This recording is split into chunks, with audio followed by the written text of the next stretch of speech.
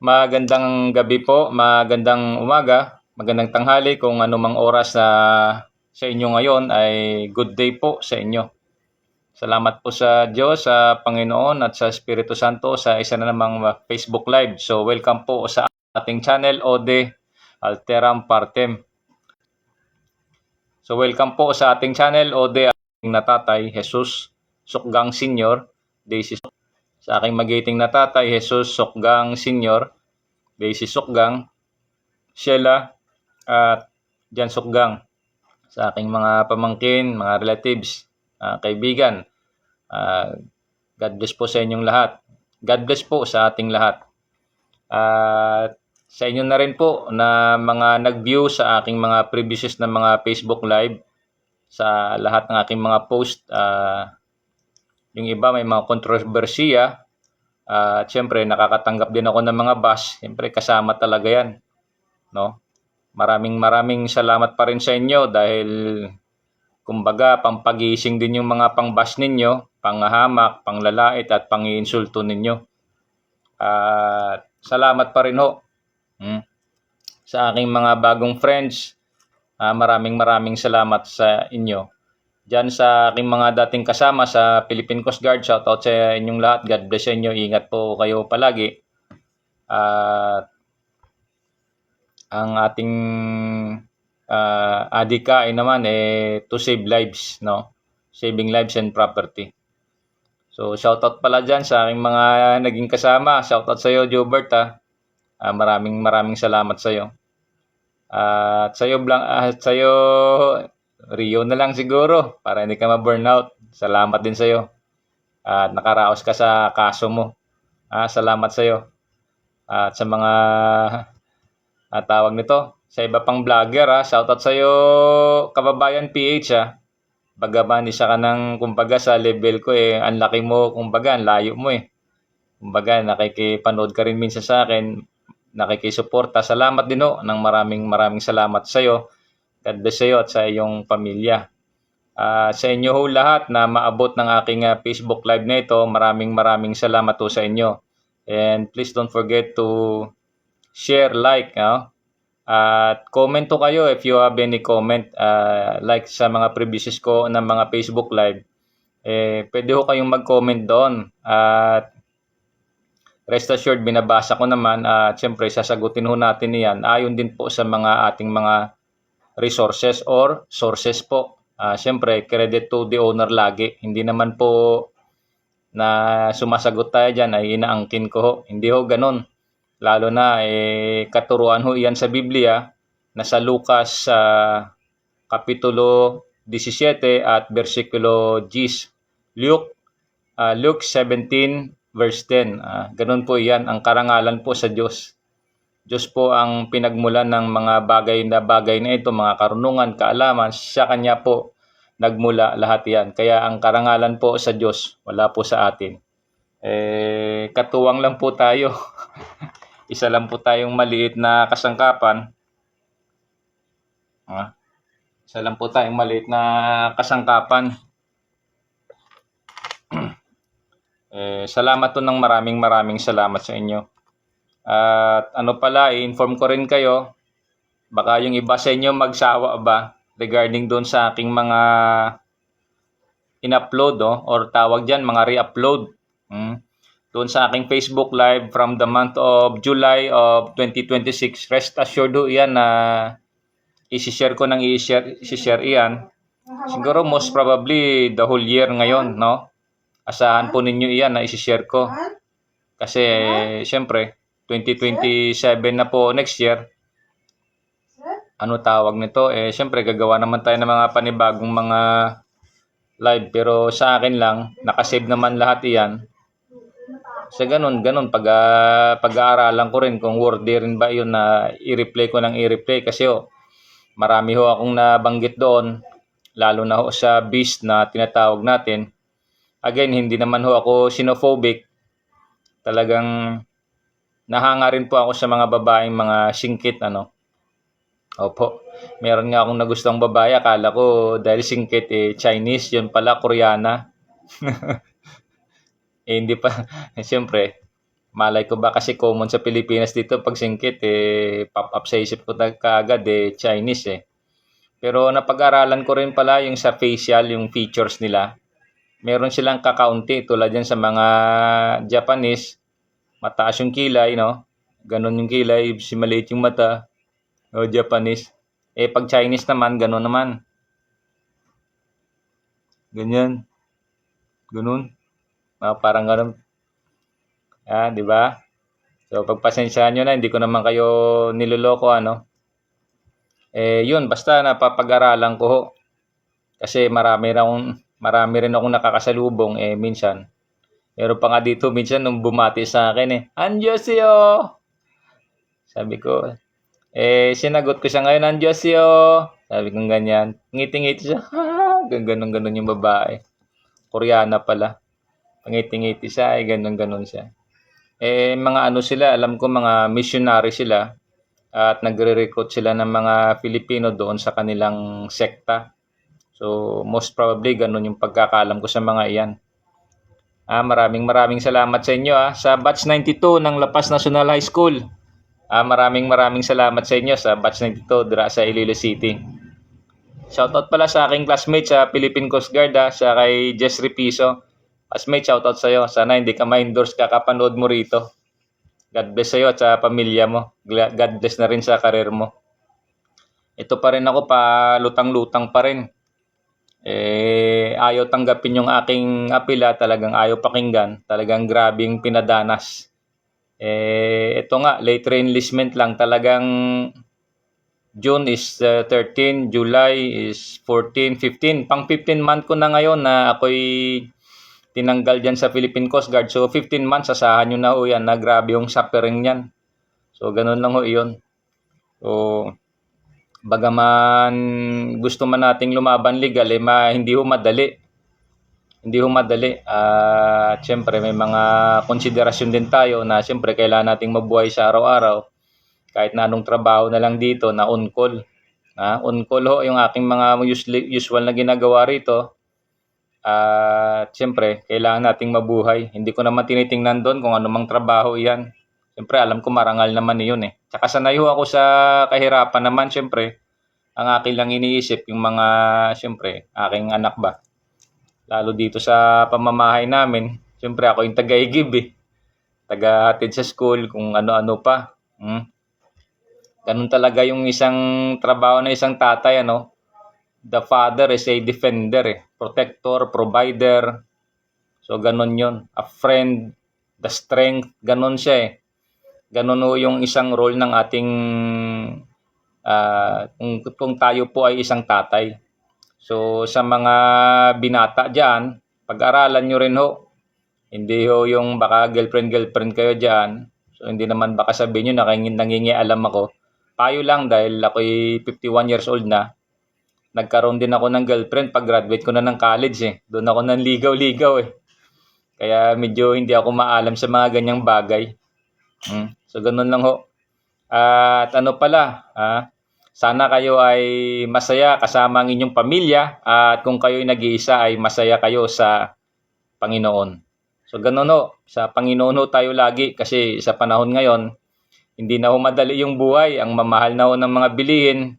Lahat ng galawan mo rito halos pera talaga Di gaya noon nung panahon ng Marcos Sr.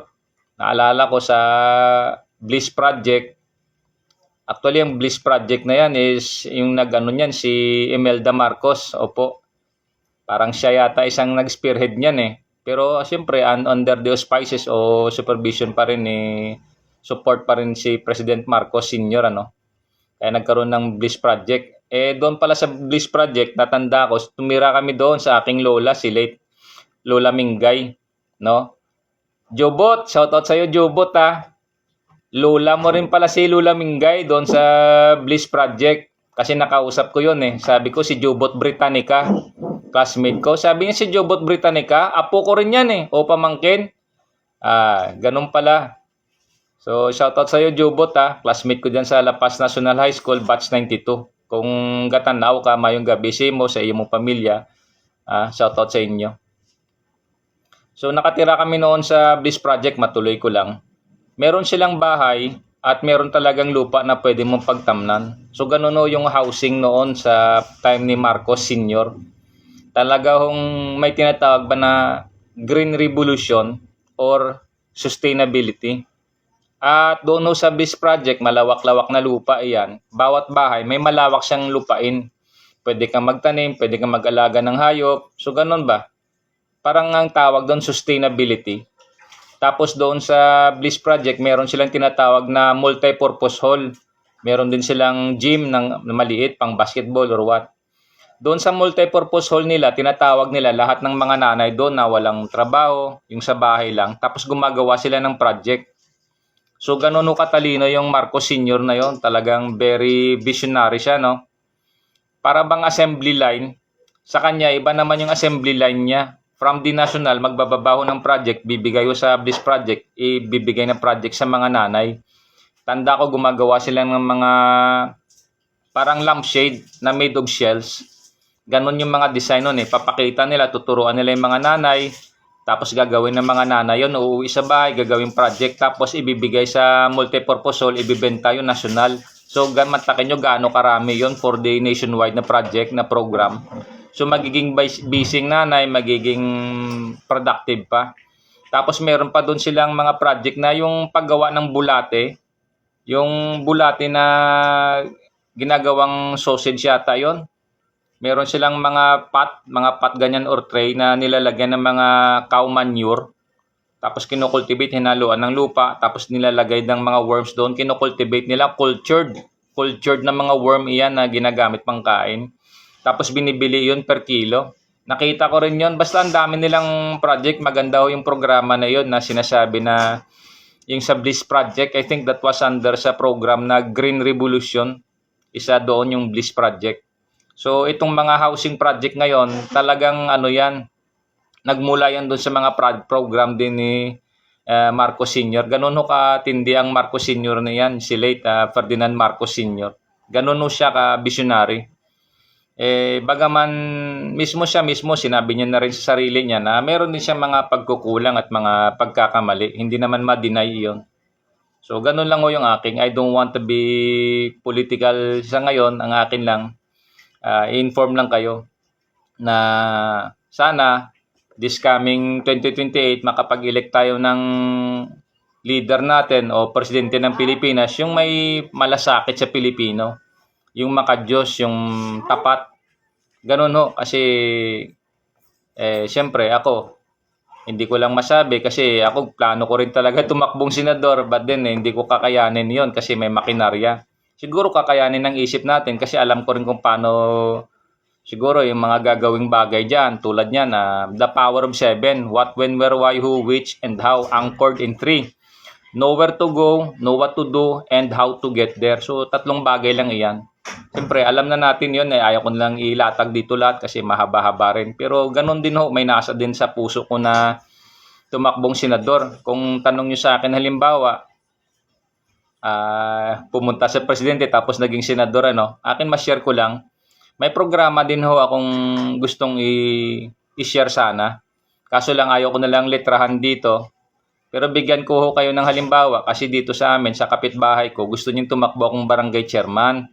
Sabi ko sa kanya, bakit naman gusto mong tumakbo? Siyempre nakita niya yung buhay ko Siguro ganon, yung pagiging tapat, ganon siguro. Ako, masabi ko naman sa kanya, bagaman gusto kong tumakbo pero may mga konsiderasyon kasi. Alam ko kasi ang politika sa local government sa LGU. Alam ko rin yung politika diyan So binigyan ko siya ng mga ideas na hindi pa nasabi rito, hindi pa nagagawa.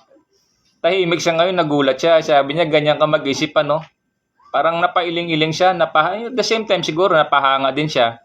Pero hindi ko na lang banggitin ito. Sabi ko ganun 'yon.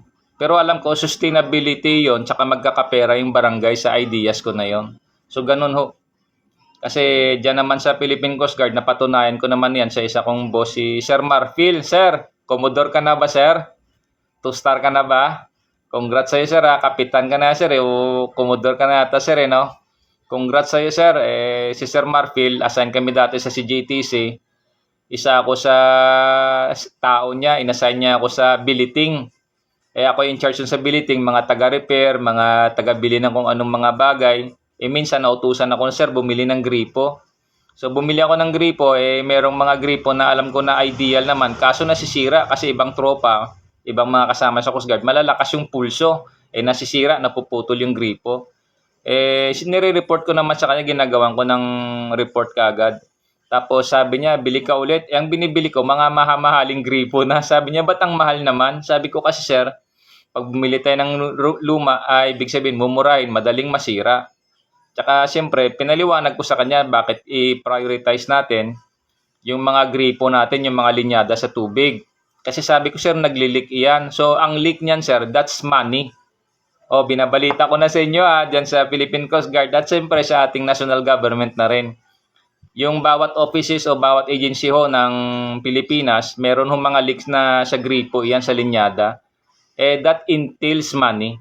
Mantakin mo 24 hours iyan, 7 days a week and 30 days for 1 month or 4 weeks in a month, no? Again, 24 hours a day, 7 days a week, 4 weeks in a month. Leak ng leak iyan. So magtakin nyo magkano ho yung accumulation niyan. Ang laki ho ng pera iyan.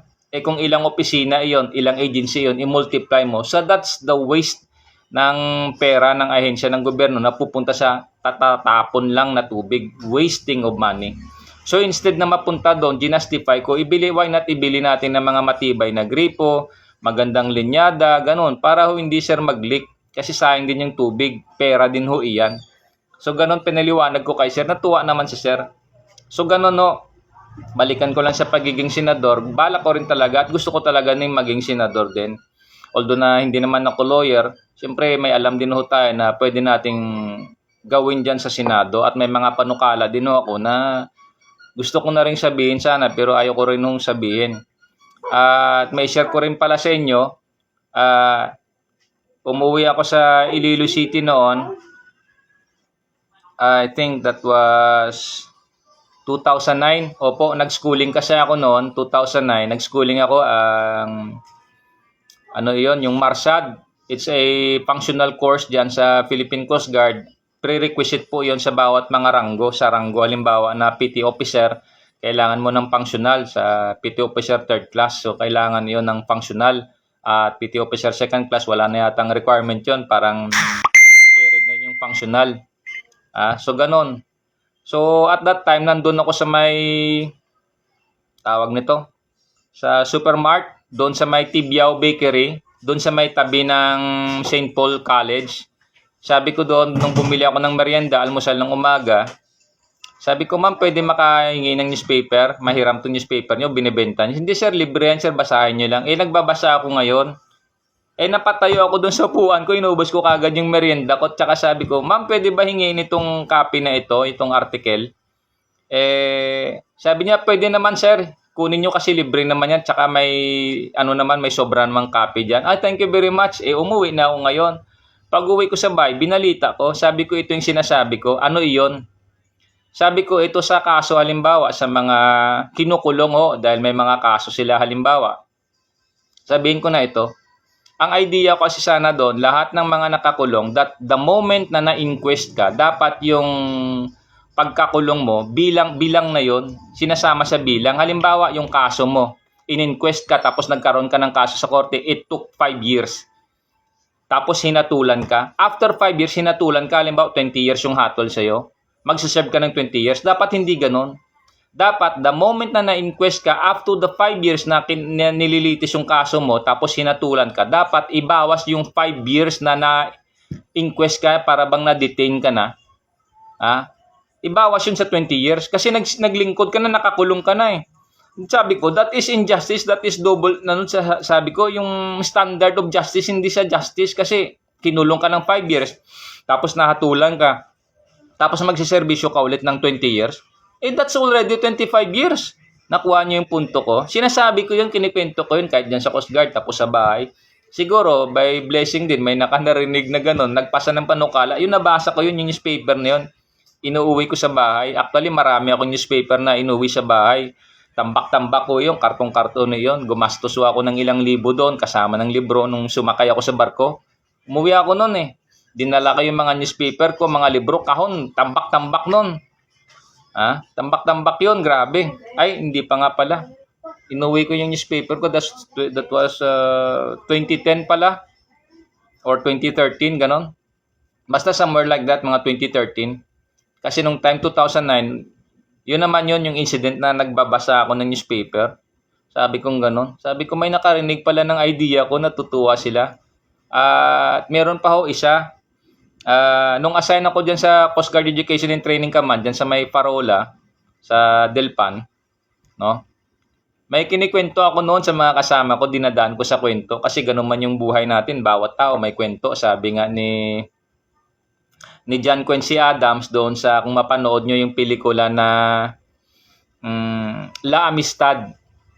Sabi niya, nung in-interview niya doon, kinausap niya si Attorney Baldwin, sabi niya, bawat tao may kwento. So, ganon. Lahat po tayo may kwento. So, ito naman isa kong kwento pa. Yung regarding ho ito sa mga nagre-retire sa uniform service, opo.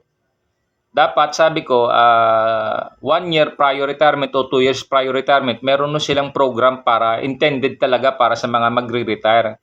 Kasi lahat po ng mga retired, hindi naman lahat, siguro graduate o may alam o may talino sa pagmamanage ng finances o ng perang makuha nila. Sabi ko sana may karoon sila ng parang seminar, i-equip sila. Yung organisasyon na kung saan down sila mag-retire, i-equip sila prior ng kanilang retirement, turuan sila sa paano mag-manage ng pera nila. At least para bang option nila. Ganon. At least sabi ko, para pag-retire nila, yung para bang may karangalan din sila, may dangal sila, ganon. Kasi nakwento ko rin yan kasi nung ako'y nag-apply way back 2000 hanggang 2001 pa sa Philippine Coast Guard, marami ho akong nakita mga Coast Guard doon sa headquarters. Yung iba ho nakatsinelas, para bang, sabihin ko na masakit na salita ito, para bang mga wala ng karangalan, ganon. Parang sobrang baba ba?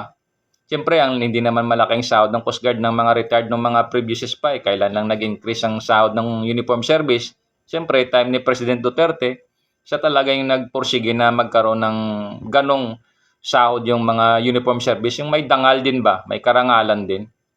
Kaya ako naisip na inaalala ko yun.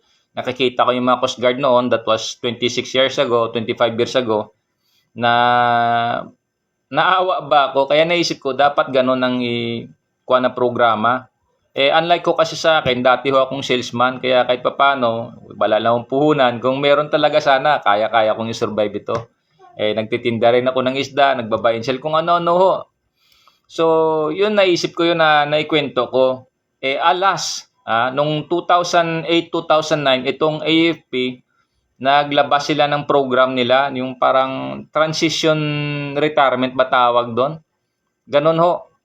At sa AFP, meron silang pinasang panukala na lahat ng mga retirees magkaroon ba nag-undergo ng seminar o ano, para ho pag-retire nila, ma-equip sila sa pag-manage ng kanilang pera or finances. Ang nagkwento sa akin yan na pinasa yung ganyang panukala si late Reyes, si P.O. Reyes, kasama ko sa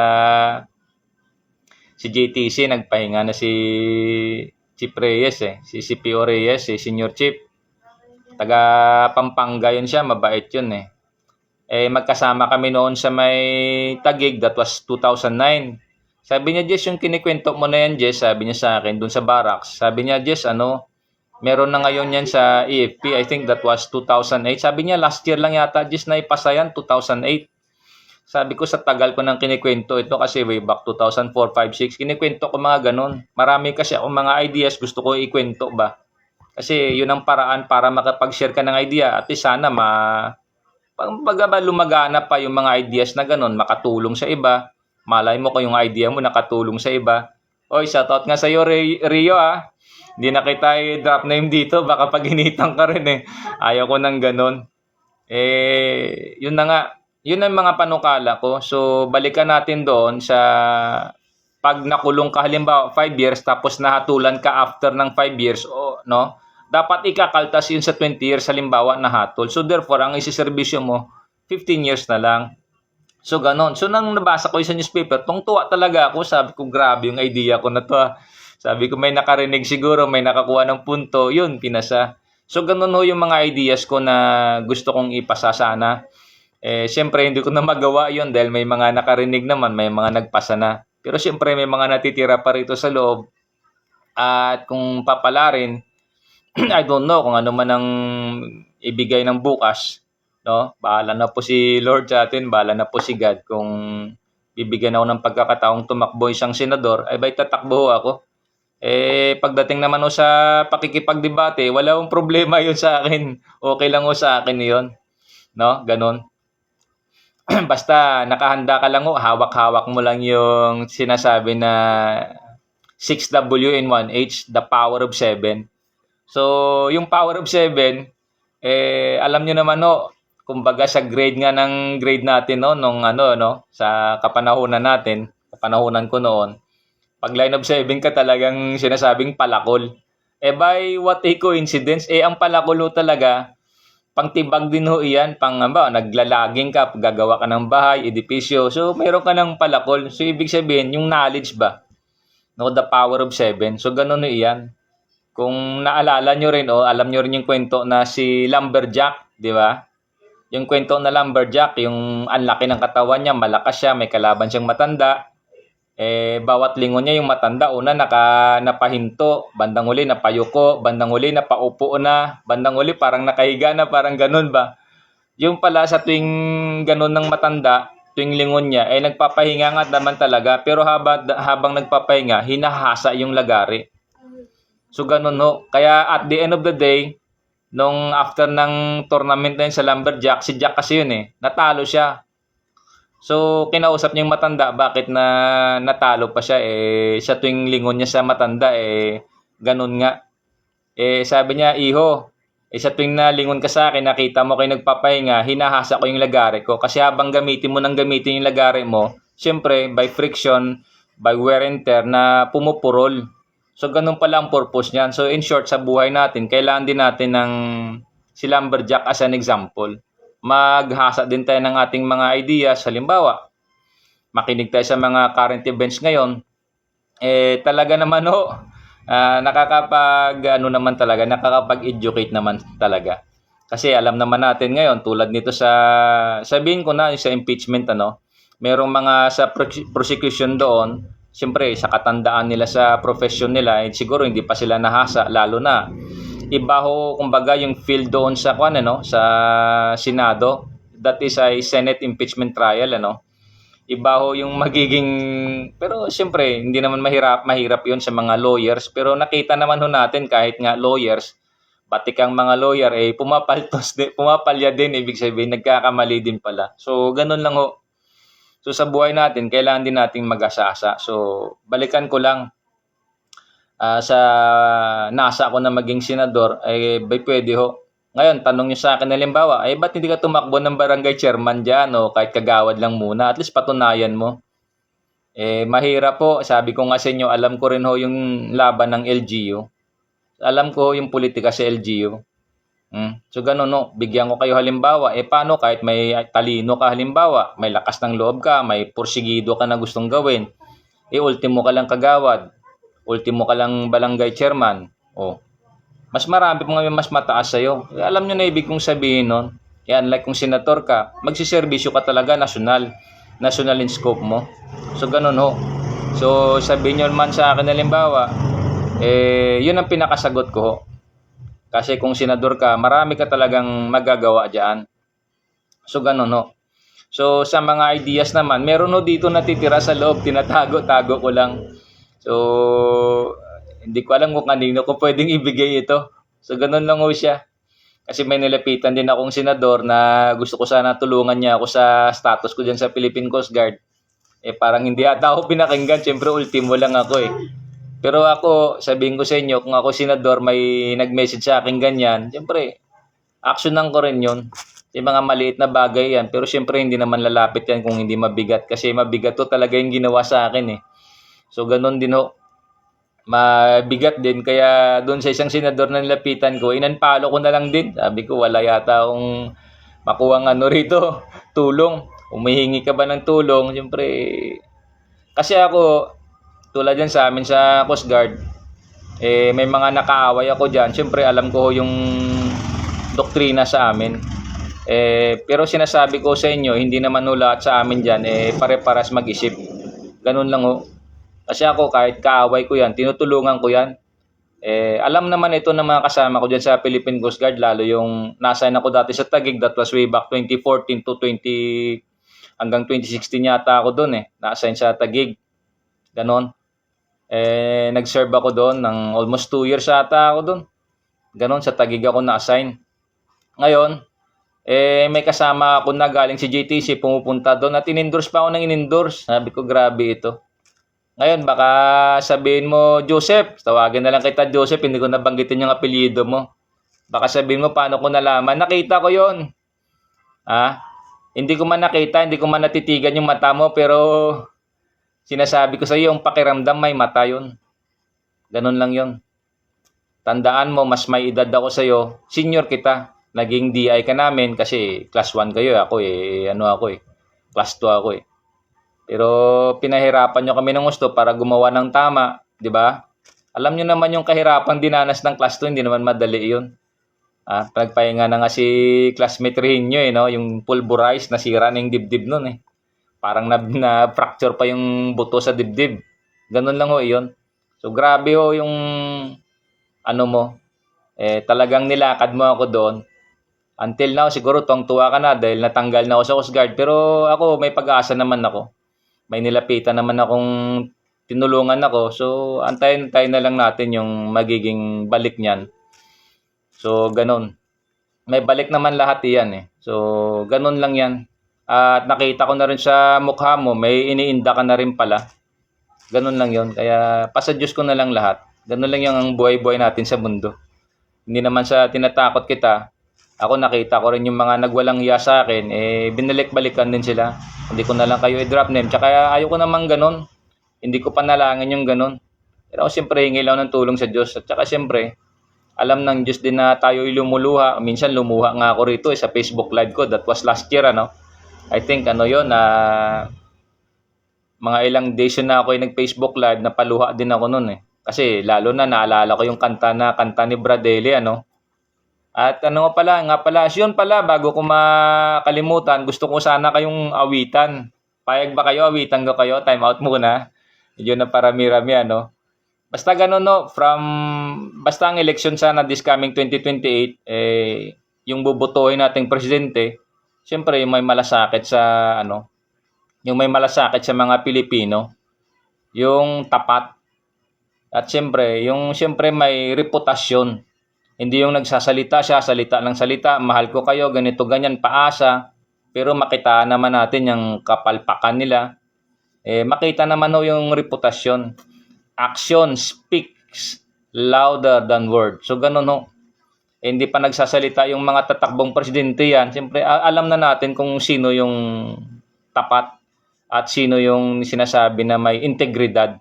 Yan lang integridad. Ibig sabihin, yung integridad, sinabi niya, ginawa niya. Yung ginawa niya, yun ang sinasabi niya. Ganun yung integridad. Kung puro salita ng salita yan, tapos wala namang gawa, wala hong integridad. Ganun lang siya. Ganun ka simple yung definition. Kahit na i-search nyo yan sa dictionary. I-search nyo yan sa dictionary. Yan yung integridad. Ganun siya. Sinabi mo, ginawa mo. Yung ginawa mo, sinabi mo. Walk the talk. Sabi nga. Ganun siyang integridad. So, merong mga nagsasabi ganyan, may ginawa sila, salita. Puro salita sana yung gawa. Tapos yung iba, ayaw naman ang akuin na may ginawa sila, pero makita naman sa gawa. Sabi nga ni President Duterte, the cause of the cause is the cause of them all. Siyempre, deny mo nang i-deny. Siyempre, sinong nakaluklok, sinong may hawak. Hindi mo pwedeng i-deny yun. Kumbaga sa nakaposisyon, nakaplantilya, meron leader. Ganun Doon sa leader, kung puro ka lang reklamo, tapos wala namang nangyayari, wala dapat kasi may accountability. Ganun siya. So, ganun siyang integridad. Ganun anong bansa, anong lahi, ganun din ho iyan. Pag pumunta tayo sa langit, ganun din ho iyan. Sabi nga dun sa Biblia, Panginoon, di ba nagpalayas kami ng mga masasamang espiritu, mga ganito, ganyan, ganere. Kasi sabi ng Panginoon, sa kanan yung mga tupa, sa kaliwa yung mga kambing. Nagmurmuring, nagsalita yung mga kambing doon. Sabi nga nilang ganon. Harap nila sa Panginoon. Mismo yung Diyos nagsalita, lumayo kayo sa akin, hindi ko kayo kilala. Siyempre, ginagawa kasi nila puro masasama. Ganon lang ho. Sa mata halimbawa ng tao na itatago nyo yung kasamaan ninyo, pero ho sa mata ng Diyos hindi pwede. Ibang usapan naman ito, patungkol naman sa Diyos, pero malapit din ho ito sa realidad.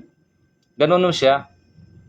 Kung ma-integridad ka, yung gawa mo, magsasalita iyan.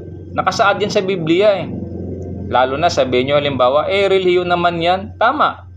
However, walang taong sumumpa ng katungkulan sa gobyerno na hindi sumumpa sa pangalan ng Diyos. So help me God. So ganun iyan. Kaya we cannot do away with the justice of God. Lalo na yung konstitusyon, Biblia, sinusumpaan mo yan. Nakasaad naman sa preamble. We, the sovereign Filipino people, imploring the aid of Almighty God in order to build a just and humane society and establish a government that shall embody our ideals and aspirations. So, tandaan nyo ho, kung pag-aaralan natin itong preamble, mahaba-haba ito, pero makita ninyo yung tinatawag na present progressive tense, and establish a government that shall embody our ideals and aspirations. Tuloy-tuloy ho yung populasyon ng tao na Pilipino. So, therefore, that is a present progressive, or sabihin mo na past, present, progressive tense. Ganun no. That is a continuous establishment. So, ganun no siya. If you say na maka-Pilipino ka, kahit anong sinasabi mo, kung naghihirap po, talagang mahirap talaga. Tulad sa akin, halimbawa, 15 months na ako walang sahod. Anong mangyari sa akin yan? Hirap talaga. Ganun no. Last year, nagkasakit-sakit pa ako lahat-lahat. At malungkot lang, ibalita ko rin pala sa inyo, itong pusa na si Thank You pala, nasa gasaan dito siguro mga 1 linggo na nakalipas, no? 1 linggo na nakalipas, mahigit, kasi mabait yung pusa. Yung nakasagasa sa kanya, kaibigan niya rin. Kinalabit niya ng ganon, tapos sumakay ng kotse. Akala ng kaibigan niya, umalis na yung pusa sa ilalim ng kotse. Yung pala nandun pa rin, nadaganan. Pisa yung ulo, patay. Pagkita ko, hindi naman ako lumuwa. Pero sa loob ko gusto kong lumuha kasi para bang naawa rin ako sa hayop, tapos naging kaibigan din namin dito. Pero yung mismong nakasagasa, umiyak din talaga. Umiyak talaga siya, lalaking tao, talagang umiyak talaga siya. Kita ko, lumuha talaga. Siyempre, mabait yung pusa kaibigan dito ng lahat ba, ganon. Tsaka dati siyang matapang, nangaagaw, bandang huli, kakakain ng pagkain namin dito sa bahay. Abay, bumait, ewan ko, nag-iba ugali. Ayaw na ng gulo, ayaw na mang-agaw, tapos inaagawan na siya ng pagkain. Parang wala lang sa kanya. Sabi ko, iba ng pusa na ito, ewan ko ba, ba't nag-iba yung ugali nito? So, yun lang ho, si Thank You pala, wala na, nagpahinga na, kaya, yun lang naman. Tapos, isang follower ko rin pala, yun, may isa akong follower na ayaw ko lang banggitin dito kasi siyempre naka-get over na yung mga pamilya nila, no. So, ganun lang ho, nagpaalam. Ganun naman talaga ang buhay natin kasi everyday naman we suffer, we die everyday.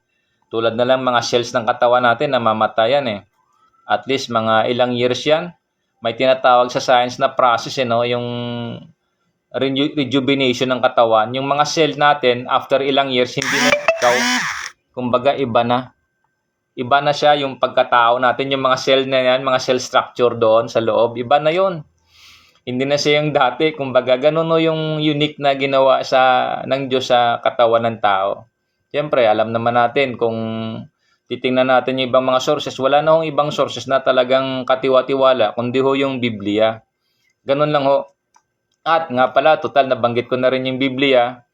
Since wala pa naman akong title sa aking rito, yung Facebook Live today, Yun na nga, o de alteram partem, let us hear the other side. Kumbaga, let us hear the other side of the story. Kumbaga, may kwento din ako. Alam ko rin may kwento din kayo, but then, if you want to comment, suggest, pwede ho kayong mag-comment dyan. At doon sa aking basher pala, baka nagmo-monitor ka at doon sa iba ng mga nagbabasa sa akin sa mga pinopost ko, pwede ho kayong mag-comment dito. You can post any comment. Pero siyempre, sinasagot ko naman kayo at yung iba, tawag nito. Sabi paulit-ulit na lang. So, since nabanggit ko pala yung Bible, tuloy po yan, yung cite a Bible passage and let the Bible speak. Mag-cite lang po kayo ng Bible passage, tapos tanong nyo kung anong gustong itanong nyo sa Bible passage na iyan. At sabay-sabay ho nating pag-aaralan iyan. Kasi ako, hindi ko naman pwedeng sabihin na akin yan, hindi ho. Siyempre, aklat ng Panginoon iyan, nasa Isaiah chapter 34 verse 16. Aklat ng Panginoon. Ganun ho siya. At ang karunungan, siyempre, sa salita ng Panginoon, siyempre, salita ng Panginoon. Nakasulat sa Biblia, sino baga yung nakakaunawa ng espiritu ng sa tao? Hindi yung nasa kanya, yung nasa tao. Sino naman yung patungkol sa Diyos? Salita ng Diyos yan. Siyempre, espiritu ng Diyos, Diyos mismo. Hindi naman tayo. Siyempre, medyo ako para sa sarili ko, natatawa ba ako sa iba dyan mga walang iya. Ang daming nagpapakilala rito, mga ganito, ganyan, ganire. Sobra-sobra ho. Hindi na nila binabalik yung karangalan sa Diyos. Ganun ho. Basta subukin nyo ho. Open ho ako. Pwede kayo mag-comment kayo. Halimbawa, pwede ho ako magbukas kaagad yan ng program ko. Bubuhayin ko yung ibig sabihin. Maglalagay ako ng segment.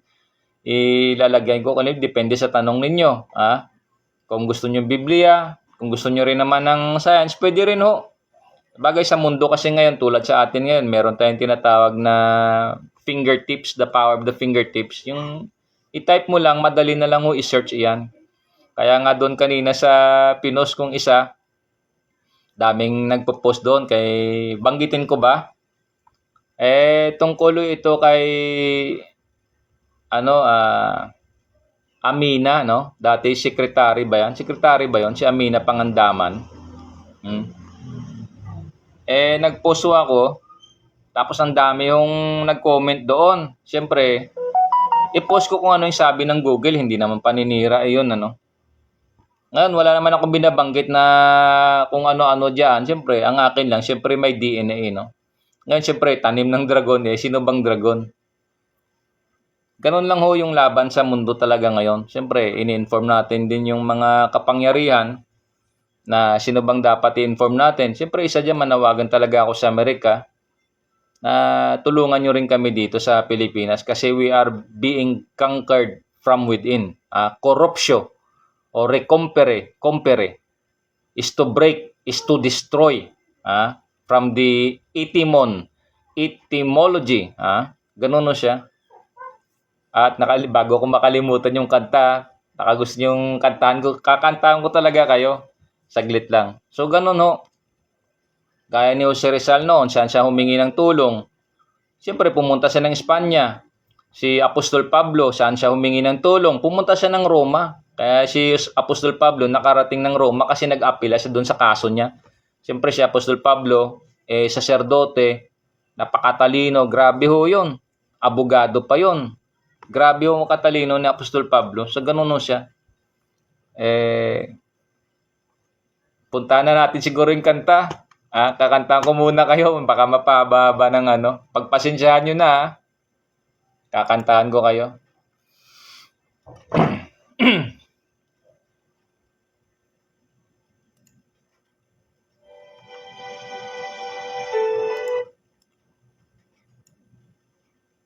Kaya pala nawala.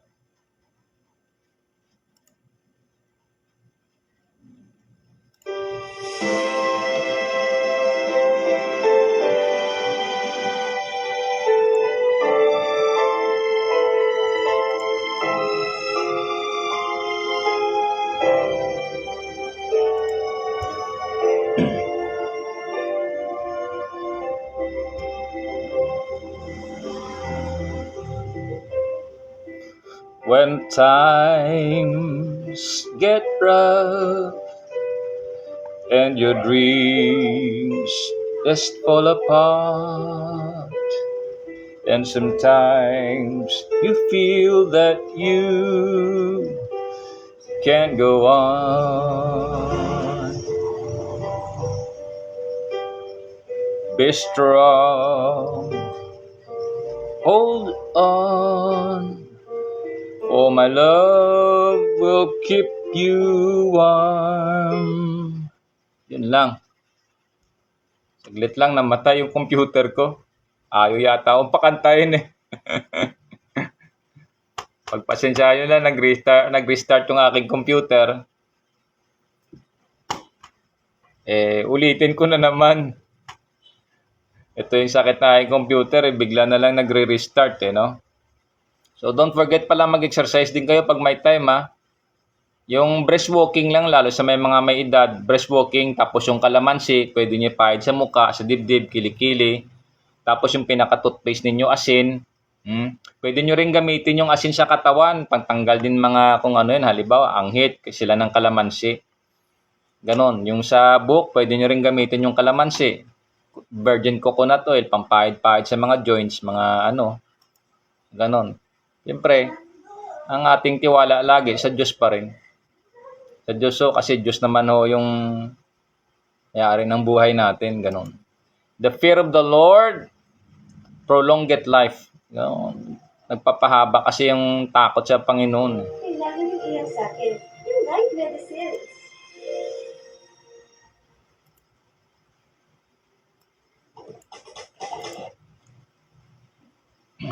Saglit lang to. Tapusin ko ba pagka ganon? Ilang minutes ba ito? Mga 4 na minuto.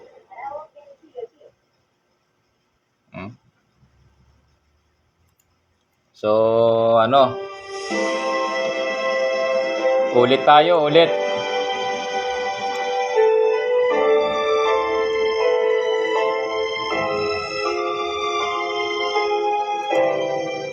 Take two tayo.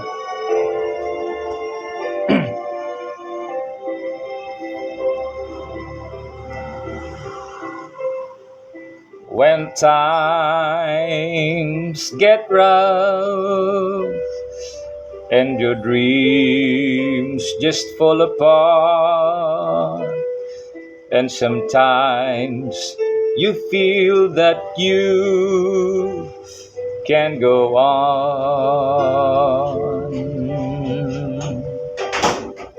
Be strong, hold on, for my love will keep you warm through the coldest night, through the rain, through the storm. When friends turn their backs on you and you're so helpless you don't know what to do, I'll be on your side to comfort you. My love will see you through. When tears are in your eyes and you feel you wanna cry, just reach out and I'll be around to understand.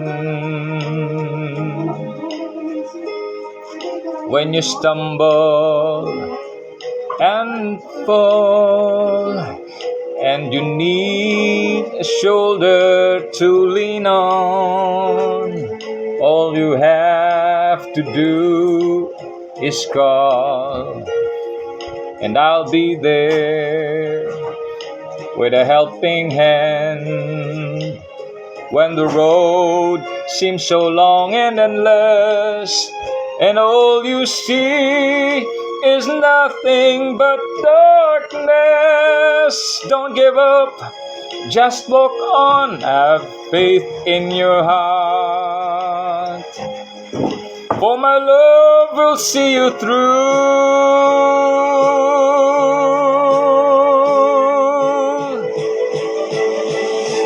My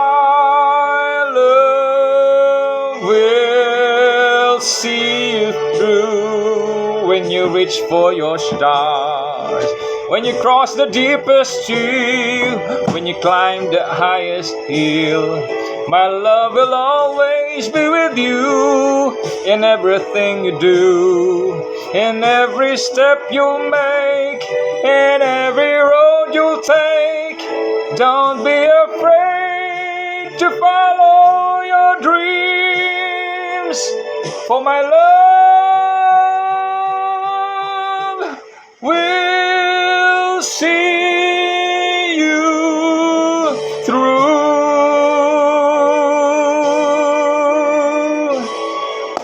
Salamat, wala naman tayong ensayo.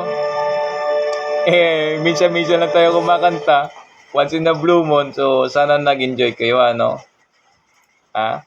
Sana nakapagdala yun ng...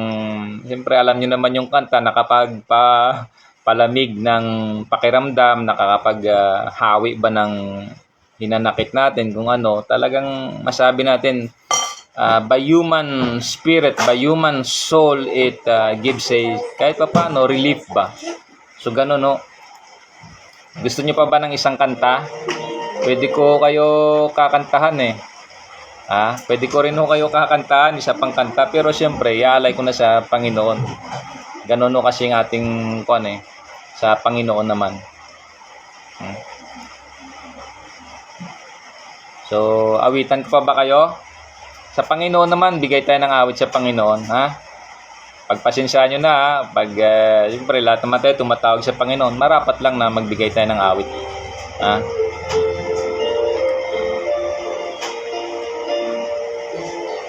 Tinig ng Diyos, lobhang matimyas, sa kasalanan ay panlunas. Pusong lugmok sa dusa't hirap, Diyos ay tumatawag. Si Kristo ang ating lapitan, Siya'y berbo ng Diyos na buhay. Siya'y salitang tunay na buhay, ating kaligtasan. Ang Kristo'y di tunay na tao, nang pasimula Siya'y berbo, salitang nagkatawang tao, sinugo sa mundo.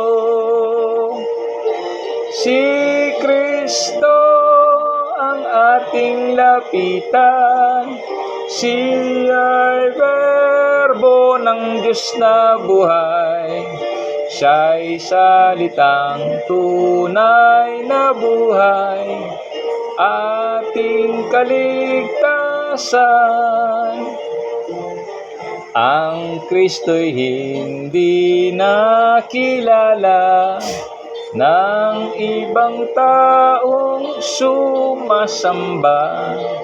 Hindi kahoy ni ang pintura, hindi mag-aadya. Si Kristo ang ating lapitan, Siya'y berbo ng Diyos na buhay. Siya'y salitang tunay na buhay, ating kaligtasan. Kung nais mo'y tunay na Kristo, og sa mundo, tanggapin mo ang Ebanghelyo, utos tuparin mo. Si Kristo ang ating lapitan, Siya'y berbo ng Diyos na buhay. Siya'y salitang tunay na buhay, ating kaligtasan. So, ganun lang ho. Marami namang kanta talaga. Pero ito sa mga kanta talaga na at least kumakanta tayo, may kaluluwa at espiritu, dalawang bagay yung dala-dala nito, ano. Siyempre, espiritu na mula sa Diyos, kaluluwa sa tao. So, ganun ba? Baka tanong nyo naman sa akin, isa lang din yan. Tama. Yung isang ang kasabihan ng espiritu, espiritu na, na sa tao mismo. Tapos yung kaluluwa, yun din yung buhay. Itong katawan natin, kabuuan ito, para bang all-in-one, no? Pero siyempre, meron din hong sinasabi dyan, halimbawa, medyo malalim-lalim na bagay ito. Siyempre, yung espiritu natin sa loob, yung malaman nyo rin ho yan. Kaya, kung gusto ninyo, meron ho dyan sa MCGI, kasi sa MCGI ito na kanta, awit ho ito. Awit na pasalamat sa Panginoon. At kung gusto rin ho na yun ninyo, welcome ho kayo dyan. Pwede ho kayong mag-search sa YouTube. May mga Bible Expo dyan, si Brother Rayleigh. Pwede rin ho kayo doon, mag-search. Siyempre, malungkot din na balita kasi 2021 si Brother Rayleigh nagpahinga na. I think that was February 12, dito sa Pilipinas. February 12 of 2021 nagpahinga si Brother Rayleigh. So, 26 ngayon. Abay, 5 years na pala. No? Going 6 years na si Brother Rayleigh nagpapahinga. So, ganun lang ho. Hindi man ako si Bradele, pero sa abot ng aking makakaya siyempre, bawat tao may kaloob na pinagkaloob ng Diyos, pinagkalooban, no?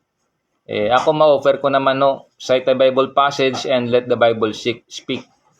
Magtanong kayo kahit na anong Bible passage sa Biblia, i-cite lang ho ninyo. Tapos itanong nyo kung anong gustong tanong nyo sa Bible passage. Actually, meron naman ho akong may mga tanong din ho ako.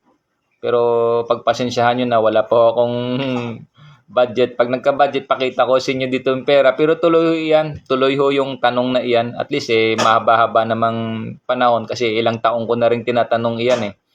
Actually, i-confess ko rin sa inyo, nakita na ni Bradley yung iba kong mga tanong dyan na nakapost Natuwa nga yung si Bradley. Ganun lang ho. So, ano pa ba? So, ganun lang. I-wrap up ko na lang. So, sa mga Facebook live ko na month of July, most probably they will be re-uploaded. Kasi baka sabihin nyo, yung iba doon, mga xenophobic ba? No, hindi. Hindi naman. So, gusto ko lang i-re-upload doon kasi may ibang bagay doon para bang nakakaantig ba ng intriga, no? Nakakaantig ba? Bakit nasa dami-dami na mga Pilipino o ibang mga pero alam ko sa iba sa mga intelligence community na naiintindihan nila ito, yung mga sinasabi ko. Naiintindihan nila ito. Kasi the threat talaga is to yung communist China. Capitalism copied, emulated the America. Tapos gano'n. Napaliwanag ko naman yan doon. Sinasabi ko naman. However, hindi ko malatag ng kasi wala namang tanong, wala namang kumukontra. Pwede naman iyan. Ang maalala ko pala sa mga July ko na upload, na Facebook Live, may mga kumukontra din naman na wala daw patunay, kumbaga conspiracy theory. Hindi ho conspiracy theory iyan. Ganun lang ho. Kasi ako, winalanghian ninyo sa Philippine Coast Guard. Pinerwisyo nyo ako dahil sa mga pinopost ko at nakakarating naman iyan sa Amerika. Marami nang nakakaalam niyan. At may mga sumubok din naman. Gusto ko nga, subukan nyo kayo mismo. Ni hao. Ganun lang ho iyan. Kahit kapiranggot lang yung alam kong na Chinese ear san siyo liyo, chipa, sir. Ganun ba? O kaunting fokin man lang bawa, chit nang sasigulag, chipi chap. O ganun, kahit kaunti lang, pero kahit paano, marunong tayo magbilang. So ganun lang ho iyon. Ngayon, baka sabihin nyo na copy-paste. Abay, pinag-ano ko rin ho yan, pinagtsagaan ko rin ho na masave yan sa cellphone ko sa iba kong Tapos kina-copy-paste ko na rin. Ganun lang ho iyan. It's sabi siguro, it's a warning. It's a awareness, no? Ganun na rin ho. At maalala ko pala yung salamat sa inyo ang dami palang nag-view doon sa in-upload ko tungkol doon sa Binondo. That was doon ako bumaba noong 2004. Dami hong nakakita doon nung ako'y hinit and run dyan sa may Dasmariñas Street kung saan ako'y huminto doon sa corner. Tapos tumawid ako doon ako sa gitna. Ganun ho, napahinto ako doon, may concrete barrier doon noon. Tapos tumingala ka sa langit, makita mo yung gap ng kalsada. Pag tingala mo, siyempre ang laki noon. Tapos sa sobrang laki ng espasyo, makita mo yung mukha lang ng demonyo kalahati. Siyempre, grabe kalaki, ibig sabihin nun. So, ganun lang ho iyon. Salamat ng maraming salamat sa inyo sa pag-views noon, sa pag-view, no? Talagang nakakataba rin ho ng puso.